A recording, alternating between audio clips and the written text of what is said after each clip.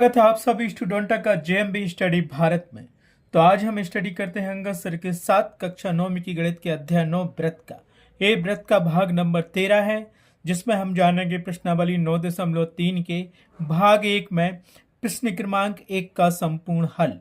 इससे पहले यदि आपने हमारे चैनल जेएमबी स्टडी भारत को सब्सक्राइब नहीं किया है तो सब्सक्राइब कीजिए, ताकि इसी प्रकार की वीडियो आपको सबसे पहले मिल सके। तो आइए हम देखते हैं प्रश्न क्रमांक 1 क्या कहता है। तो प्रश्न नंबर 1 हमें दिया गया है प्रश्नावली 9.3 का।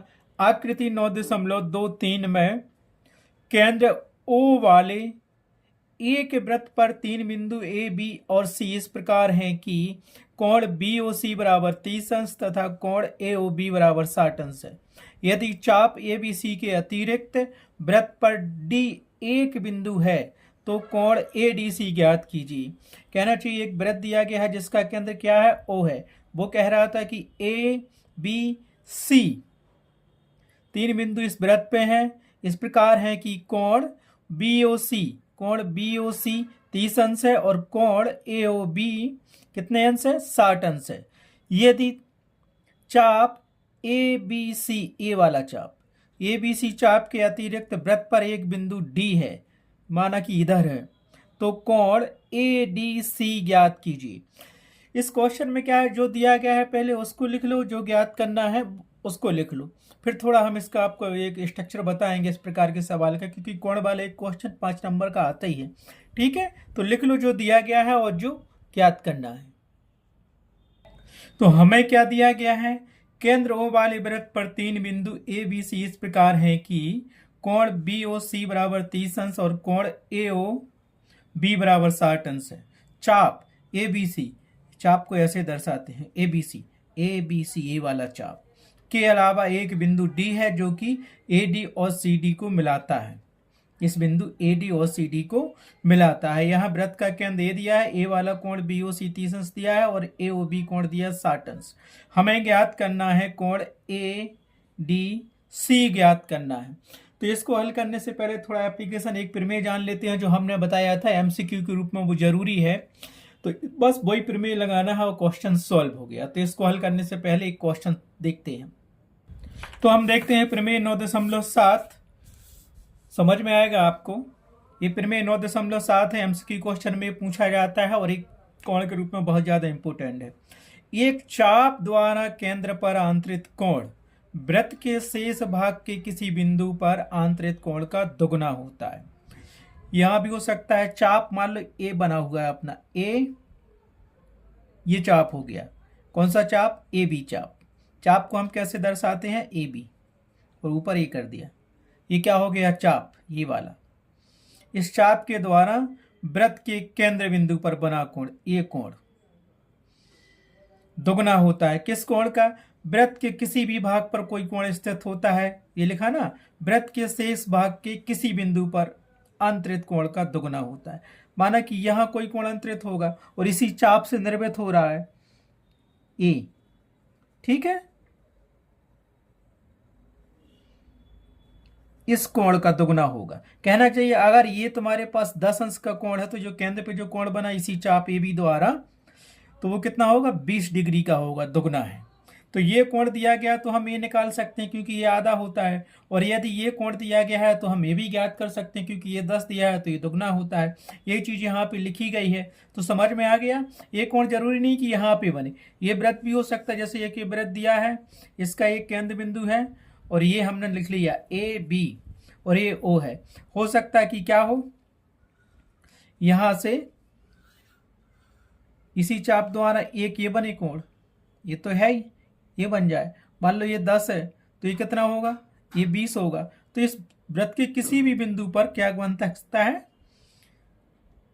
ये एक ही चाप द्वारा एक दूसरा कोण बन सकता है। ठीक है, तो कहीं भी ये बना हो लेकिन एक ही चाप ये भी द्वारा बना ना ये कोण, और ये भी चाप द्वारा ये कोण भी बना है। तो याद रखना, स्टेटमेंट ये पूछता है, सत्य सत्य में भी पूछता है, टिक मार्का में भी पूछता है, और ये प्रमेय 9.7 सिद्ध करने भी आता है। तो सिद्ध करने के लिए प्रमेय वाला वीडियो आप देखिए, मैंने सिद्ध करवा चुका हूं। एक चाप द्वारा केंद्र पर आंतरित कोण, एक चाप द्वारा वृत्त के केंद्र पर आंतरित कोण वृत्त के शेष भाग के किसी बिंदु पर, वृत्त के शेष भाग के किसी बिंदु पर आंतरिक कोण का दुगना होता है। ठीक है, बस यही हमें लगाना स्टेटमेंट और इसका आंसर हमें मिल जाएगा। तो समझ में आ गया, हमारे पास जो दिया था वो समझ में आ गया। तो हमारे पास जो दिया था हमें ज्ञात क्या करना था, यही कोण फाइंड करना है। तो ये उल्टा बना हुआ है, जैसे अपने पास ये था ना, तो इसको अपन ऐसा रख देंगे तो ये उल्टा बन गया ना। ठीक है, तो वृत्त के केंद्र पे कौन सा कोण बना है, वृत्त के केंद्र पे ये पूरा कोण बना है, AOC बना हुआ है कि नहीं बना हुआ, जबकि हमें दो कोण दिए गए हैं, BOC और AOB दिए गए। तो क्या करेंगे, हम इन दोनों कोणों को जोड़ देंगे। कोण AOB तथा कोण BOC बराबर होगा कोण AOC के। तो ये कितना हो जाएगा, 90 अंश हो जाएगा। और हम जानते हैं कि ये आधा होता है, क्योंकि हम प्रमेय से जानते हैं कि एक चाप द्वारा केंद्र पर आंतरिक कोण वृत्त के शेष भाग के किसी बिंदु पर आंतरिक कोण का दुगना होता है। ये दुगना होता है कोण इसका, जो कोण यहाँ बना होता है। तो ये दिया नहीं है, ये दिया है, तो इसका आधा कर देंगे तो ये मिल जाएगा हमें। ठीक है, तो सबसे पहले हम इन दोनों कोणों को जोड़ लेते हैं। कोण AOC बराबर क्या होगा, कोण AOB प्लस कोण BOC। ठीक है, तो कोण AOC बराबर क्या होगा, कोण AOC बराबर होगा कोण AOB प्लस कोण BOC।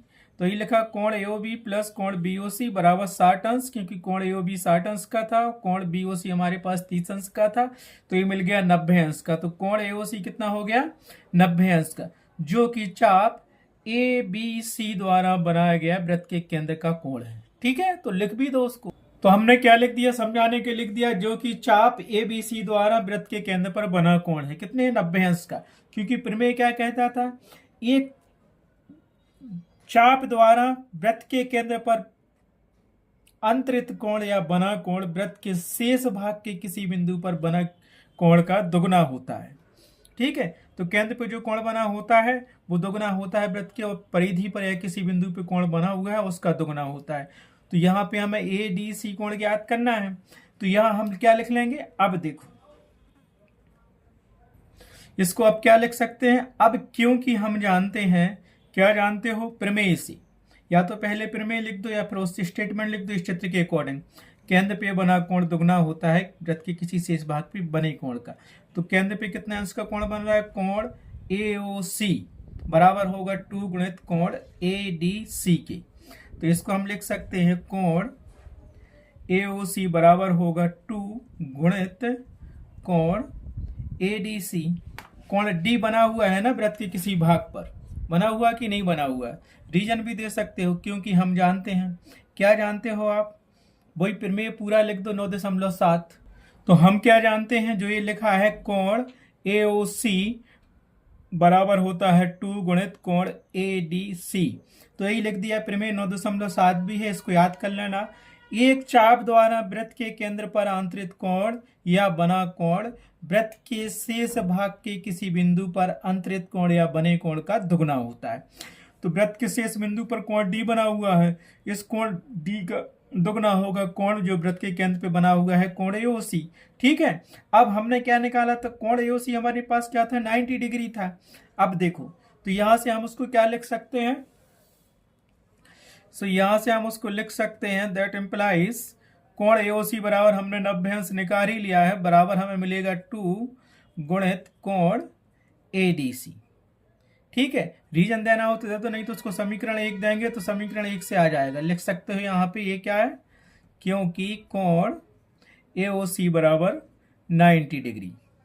ठीक है, तो यहाँ से क्या मिलेगा, 90 डिग्री में 2 का भाग जाएगा, क्योंकि 2 यहाँ मल्टीपल है, और यहाँ पे क्या बचेगा अपने पास, कोण ADC। तो यहाँ से कितना मिल जाएगा अपने को, बताओ, यहाँ से समझ में तो आ रहा है। तो 90 को काट दो 2 से तो कितना मिलेगा, 45 डिग्री। और ये क्या मिल गया, कोण ADC। यही फाइंड करना था हमें, तो यहाँ लिख सकते हो यही ज्ञात करना था। ठीक है, और अच्छे से लिखना हो तो उसको ऐसे लिख सकते हैं हम, दैट इम्प्लाइज कोण ADC बराबर 45 डिग्री, जो कि ज्ञात करना था, जो कि ज्ञात करना था। क्या करना था हमें, ज्ञात करना था। तो उत्तर बराबर आपका क्या आ जाएगा, उत्तर यहाँ लिख सकते हो आप, तो आपका उत्तर आ जाएगा उत्तर आ गया आपके पास कोण ADC बराबर 45 डिग्री। ठीक है, स्टेप बाय स्टेप करना है तभी जाके नंबर मिलेंगे, नहीं तो नहीं मिलेंगे, चाहे लोकल क्लास हो चाहे बोर्ड क्लास हो।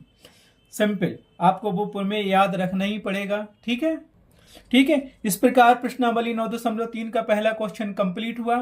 नेक्स्ट क्वेश्चन के लिए हम देखेंगे नेक्स्ट वीडियो को। आज की वीडियो में बस इतना ही। Thanks for watching my video.